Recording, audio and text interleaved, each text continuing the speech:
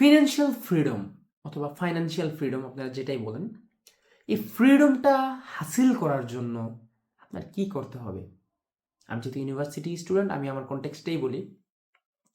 Tuition করাতে পারেন, অবশ্যই। টিউশন না পেলে এখন কি করবেন? কিন্তু টিউশন কিন্তু লাইফের সার্টেন টাইমের জন্য ওকে, বাট লং টার্মের জন্য খুবই নেগেটিভ একটা ফ্যাক্টর। আপনার দিনে যদি আপনি 5-7 ঘন্টা টিউশনে দিয়ে দেন, আপনি আপনার লাইফের হিউজ বড় একটা সময় নষ্ট করতেছেন।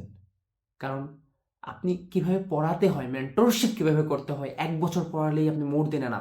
আপনি জানেন আপনি এখন মানুষকে কিভাবে জানাতে হয়। কিন্তু নিজেকে ডেভেলপ করার জন্য আপনার আরো অনেক কিছু শিখতে হবে।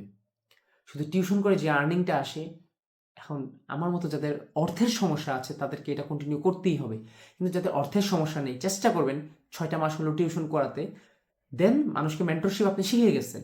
এবার আপনি একটু লিডারশিপ প্র্যাকটিস করুন বিভিন্ন ক্লাবগুলোর সাথে। আপনি একটু নিজের স্কিল বেসড কাজগুলো করুন। আপনার বিশেষ করে আপনার সাবজেক্টের সাথে অ্যালাইন করে কাজগুলো করার জন্য।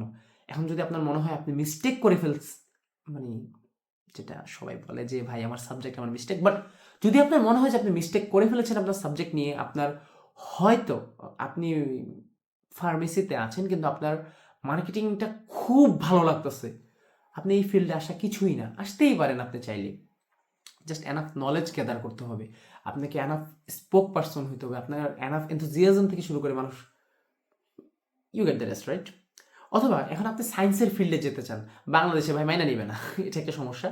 কিন্তু আপনি এত নলেজ গ্যাদার করেন, বিদেশি সার্টিফিকেটসগুলো গ্যাদার করার চেষ্টা করুন, কোর্স করুন। কারণ যেখানে আমাদের দেশের ওই যে সায়েন্স ওইটা আটকায় রাখে না আপনাকে, ওই সমস্ত জায়গা থেকে আপনি আপনার লার্নিংটা নেন, আপনার এনথুজিয়াজমটা ইউজ করে আপনার শুধুমাত্র মোটিভেশন এলে যে পড়াশোনা করবেন এটা না। কারণ মোটিভেশন আসলে পড়বেন, মোটিভেশন গেলে পড়বেন না। ইটস কাইন্ড অফ, যদি আমি একটু মজা করেই বলি, রূপ দেখে বিয়ে করছেন, রূপ গেলে ডিভোর্স করে দিবেন, এমন অবস্থা।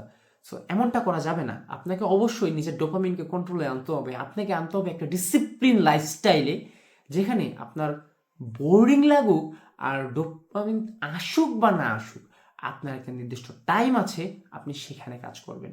ওই টাইমে আপনাকে আপনার কাজ করতেই হবে, আপনাকে আপনার লার্নিং এগিয়ে নিয়ে যেতেই হবে, যাতে করে আপনার কাজ থেমে না থাকে আর আপনি জীবনে উন্নতি করতে পারেন।